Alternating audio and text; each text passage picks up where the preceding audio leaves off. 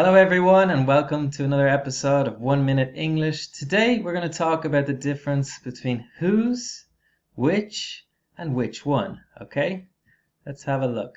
Okay, so whose. We use whose to ask who owns something. So this is about possession, right? Look at these examples. Whose keys are these? Okay, we don't know who the owner of the keys is. Okay. Look at the next example here. Whose house is this? Okay, you look at the house and go, whose house is this? Okay, let's look at which.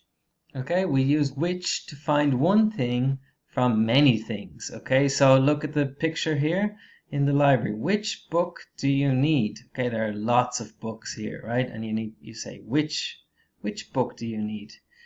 And the second example, which color do you need? Okay, there are lots of colors here. You say, I need green. Which color do you need?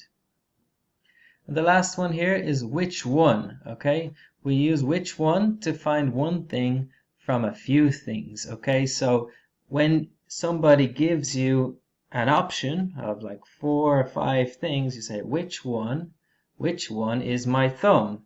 Okay, it's this one.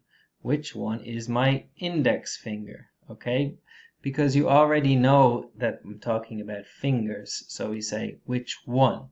So in this example, we have paintbrushes, right? So we say which one should I use?